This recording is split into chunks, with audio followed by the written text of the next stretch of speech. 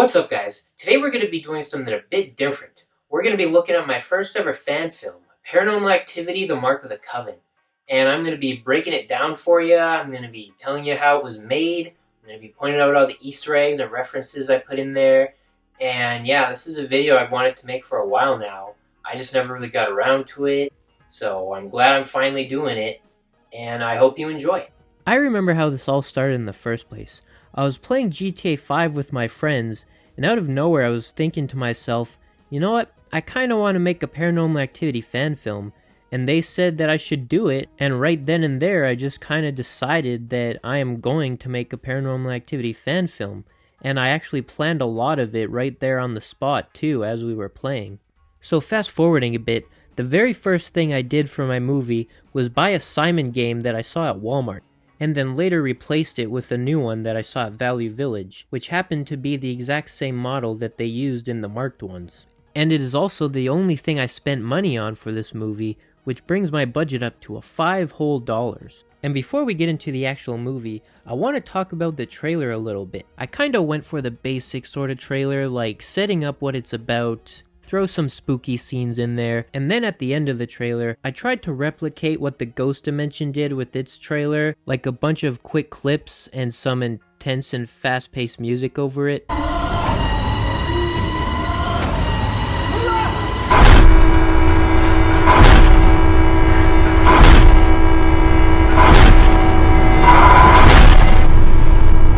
And if you noticed, I used the sound of the Simon game from the marked ones as it's stuck on red. One more thing before we get into the movie, I wanted to talk a little bit about the poster. I tried to make it look like the real posters as much as possible, starting with the shadow that's seen in most of the posters, although it resembles the fourth poster the most, and the layout resembles the poster from the second one the most, with the glowing blue lines. And obviously I got the title from the marked ones, since my movie's story is based on it, and because it's my favorite. But the title was almost Paranormal Activity, The Army of the Marked. Okay, now we can start talking about the movie. I first started filming on May 12th, 2021, and it finished production on July 1st, 2022. Basically a full year of production. So my main goal while making this movie was to make it feel like the actual movies as much as I possibly could. And since Marked Ones is my favorite, I definitely took inspiration from that movie the most. With the mix of the third movie, since the grandparents turn out to be evil. And speaking of evil grandparents, it also takes a lot of inspiration from The Visit. Would you mind getting inside the oven to clean it? Another one of my goals was to put a bunch of Easter eggs and references in it, and to make at least one reference to each one of the movies. So right off the bat, we start with the location and date, just like every Paranormal Activity. And also this shot is a reference to the third movie when they arrive at the grandma's house. Also, similar to Paranormal Activity, I had no script. There was some improv, but most of the time I just kinda told people what to do and what to say right before we shot it. And just like the movies, scenes were just kinda shot. Like if I had a cool idea, I'd just shoot it, like not knowing where the placement of it would go. It was all just put together in the edit. And I also wanted to point out something funny here. You notice how all the boxes are the exact same and the exact same size, but where's the mattresses, where's the shelves, the desks? Like, I just gathered a bunch of boxes and that was about it. And then it just cuts to a shot of my room and it's completely full and I'm just 100% unpacked already. Like, it's kind of silly, but I mean, I wasn't about to just take out everything from my room just for one shot. And if you notice, every time a TV is on in the background, it is always playing Dead Meat. And that's because my channel actually started as a parody of his channel. Welcome to the Death Tally, where we add up all the casualties in our beloved horror films. Welcome to the Kill Count, where we tally up the victims in all our favorite horror movies. I even got permission to use his videos from the man himself. And every kill count that's playing wasn't random. I chose each one specifically because every kill count I chose mentions Paranormal Activity in the video at least once. And here's the references I made to Ghost Dimension. Both movies start with the funny uncle arriving. And I also have the exact same VCR that they use in the movie, which I didn't even realize until much later. One of my references to Paranormal Activity 4 is obviously all the FaceTime scenes I have with my friend. And the very first FaceTime call I have is actually a reference to the first FaceTime call in the fourth movie. And how this shot was filmed was pretty basic. All my grandpa did was stand behind this wall, and when I looked back, all he did was move backwards towards the entrance. To be honest, the reason why my character is filming this whole time is kind of lazy. It's because he loves movies and he wants to film everything. It's pretty dumb, but it was the best I could do. But what's even lazier is I don't bother to wear a shirt like ever in this movie, which was mostly because I didn't want to worry about continuity, which, looking back at it, I really regret. I'm cringing so hard just looking at this, so I'd just like to take this time to apologize to everyone that had to witness this. I'm so sorry. But back to the movie, this is where my character discovers that the house is full of security cameras, just like the house in the second movie, with most of the camera placements being pretty similar. And the clock is actually the last thing I did for the movie, because I had to get a free trial to Adobe Premiere to do it. And here's another goof I made. My character picks up the security camera as if it wouldn't be plugged in and attached to wires and all that. And I will admit that this pool scene was kind of only in the movie to reference the second film, since the pool was featured pretty heavily. But tragically, we didn't have a pool cleaner.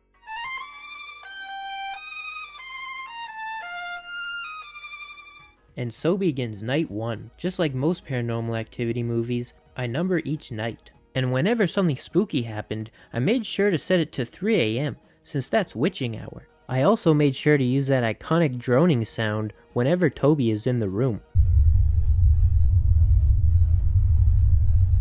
And here's another goof I made. I accidentally forgot to remove the clock from this shot. And I was actually planning on having a shadow behind me in this shot, but I couldn't figure out how to do it, so I didn't bother with it. And another missed opportunity, I should have used the heat lamp in the bathroom that turns the whole bathroom red. And this shot was a reference to the scene in Paranormal 2 when Allie is sleeping on the couch and a shadow creeps up on her. And the way I did it was pretty simple. I just had my laptop on the other side of the room to shine light on the wall as my sister sat in front of it to cast a shadow, and all she did was kneel down to the ground. And just for fun, here's an alternate idea I had for that scene. I also kinda wish I put a blue filter on the security camera footage at night, like in the second movie, but my editing software doesn't make it look very good. I wish I would have thought to do it in Adobe Premiere. And then the next morning, I wake up with a bite mark on my arm, just like Jesse did in the marked ones.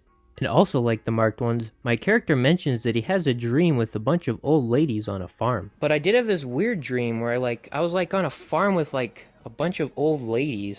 I had the craziest dream last night. I was at some farm with all these women, but they were old. And shout out to my sister, since she's the one that did the bite mark on my arm, using nothing but paint. And here's another goof with the clock. I accidentally forgot to add it to this shot. Okay guys, now prepare yourself for the most horrific shot of this entire movie. Oh my god, bro. Oh, hell no, man. What the fuck? Alright, settle down. Anyway, back to the movie. Another Easter egg I put in the film was the Wilhelm scream, which was heard in the 4th and 5th film. And here's the only reference I made to Next of Kin. Birthday time! Just for old time's sake. When my dad's dog comes over later, I tried referencing the scene where Jesse's dog growls at him, but I couldn't get my dog to do anything. The movies that me and my family watch are Hereditary and The Visit, because Hereditary's story is a lot like the Paranormal Activity movies. And like I said earlier, my movie's story was slightly inspired by The Visit. And another small detail in this scene is that I hover over Scary Movie 5, which parodies the Paranormal Activity films. Here's 2 goofs I made. One is that Wicket's hair grows in between shots, and that's obviously because I had to film that second shot a lot later. The second goof is that when I'm looking out the window, I teleport from the living room window to my room. For night 3, I referenced the scene in the first film when you can hear the sound of Toby's footsteps walking up the stairs and into the room.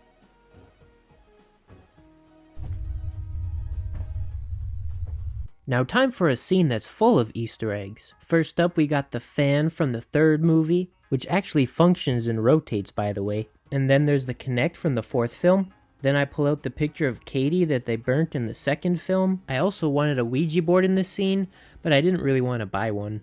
And then you see the box of tapes from the movies. And let me tell you, it was not easy replicating the box of tapes. I actually went frame by frame every time those tapes were shown in the films and wrote down everything I saw on each tape in the exact color and the exact handwriting. Like, I'm not exaggerating when I say I went all out on this box of tapes. But then I get to the most important Easter egg, the Simon game from the marked ones. And little fun fact, it actually doesn't work. The way that I made the room glow red was actually just turning on and off a lightsaber. Also, when the flashlight on my phone starts glitching out throughout the movie, that's actually to hide cuts, because on my old phone, I actually couldn't turn the flash on and off while filming. And the last reference that was down there was a picture I photoshopped of Grandma Lois with my grandma and my mom that was pregnant with me, just like the picture they found in Anna's basement in the marked ones. On night 4, I referenced the trailer for the 4th movie. Front door open. Back door open. Alex, what's going on? Open. Stage door. Front door. Back door. And also on this night of references, you get to see my title come to life, with this iconic symbol being a staple of the series, and is also the profile picture for my Paranormal Activity fan account. I remember this part took a while because my grandpa had to keep going back out there until he was standing in a position that made him visible. I included this scene because every time I go for a midnight snack, I imagine looking through the window and seeing someone standing out there. And then I referenced the attic scene from the first film, and funny story, I actually dropped the marker that I used to draw the symbol, and it's still stuck up there to this day. I don't really like how this scene ends. I mean, I'm being chased by my grandma, and I just kind of go to sleep. It's kind of silly. The next morning, I immediately checked the security camera footage, like what they should be doing in the movies. And another goof I made is that the timestamps on the security footage don't really line up. And if you noticed, this scene kinda looks weird, doesn't it? And that's because it's in reverse, so the SUV could speed towards me without putting me in danger.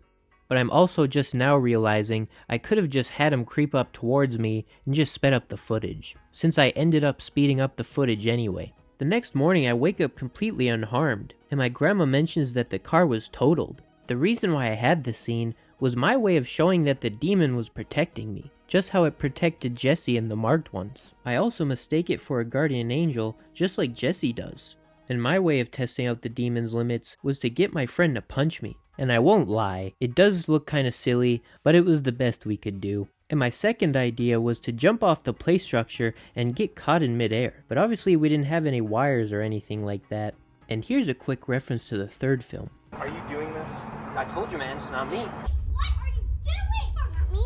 And at this point, the demon is taking over, so my character is unfortunately acting like a dick to his friend, just like Jesse did with Hector.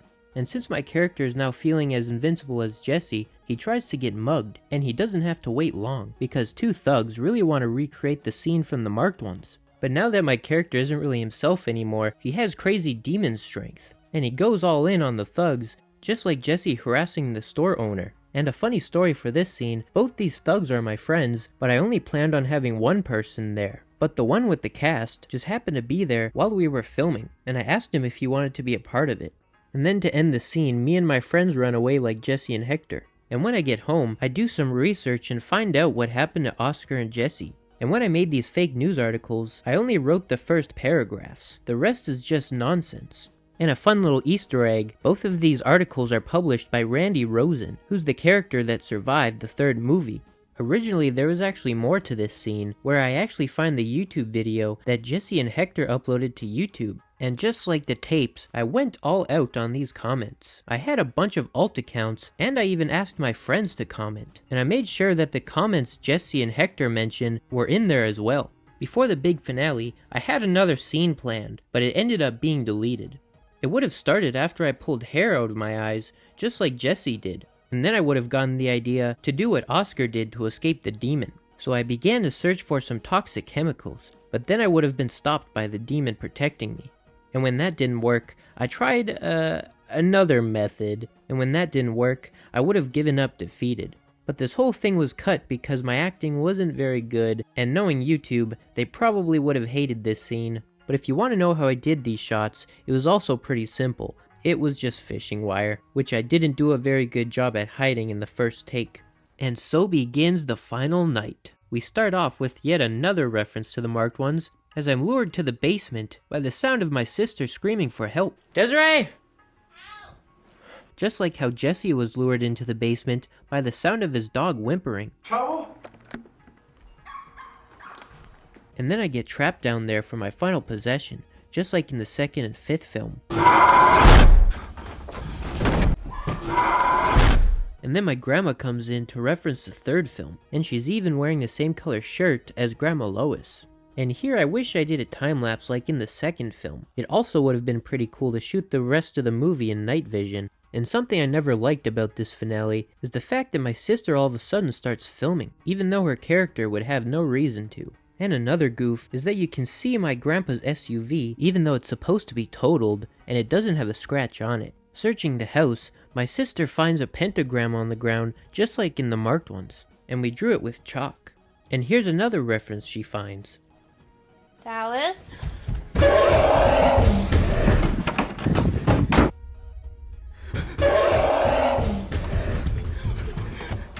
And she just can't escape the references. They just keep coming. But then we get to the last 3 references of the film.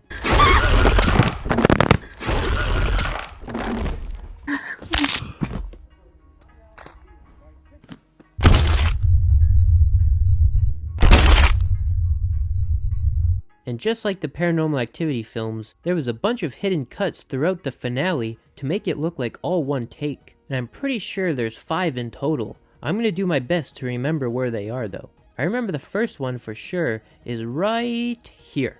I remember we had to cut here because my sister stopped to put her shoes on and took like 5 minutes to do so. And the second one is here. We had to cut there because the first take my grandma was blocking the fire. And the third is here. We cut there because when I jumped at my sister, I looked pretty stupid. And the final 2 cuts are pretty obvious. They're during the final jump scare when the camera falls to the ground. And I had to cut there because I couldn't get the camera to fall in the exact position I needed. But boy did I try. I tried again and again and again. I did have another idea for the finale though. It would have been a time travel ending, like in the marked ones in Ghost Dimension, but I couldn't think of a way to work it in the story, and I didn't want to force it. So there you have it, folks. That's the entire movie, and looking back on it, it could be better, but I'm still proud of most of it. But we should really hear what the fans have to say. What do I think of Mark of the Coven? It's probably one of the worst movies I've ever seen. What do I think of Mark of the Coven? It's terrible. I'd rather be placed on hold than watch that dog shit. I had to shut it off halfway through and turn on Coco Melon because I found even that plot more interesting. I wouldn't pay money for it, and somehow I still want a refund. It makes Darman look like an absolute genius of filmmaking. Bad writing. It was horrible. I would have rather gotten a lobotomy. Bad acting. Bad directing. How could you done it any worse? It was such a good movie. It's great. Yeah, it was a great movie. See? They all love it, but what's really important is that we all had fun making it. So let's hear from the cast and what they have to say about their experience. So, you want to know what it was like working on the Mark of the Coven? How much time do you have? You want to know what my experience was like? Why? You finally gonna pay us? The director was yelling the whole time. There was no breaks. Working for hours.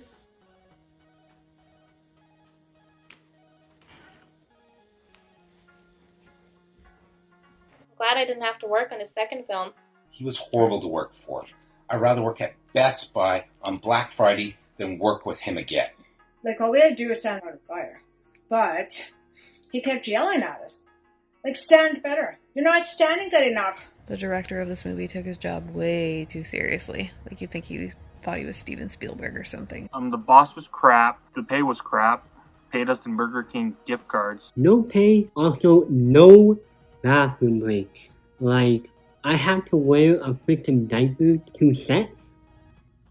The director was kind of crazy. Remember that one scene where he punches us?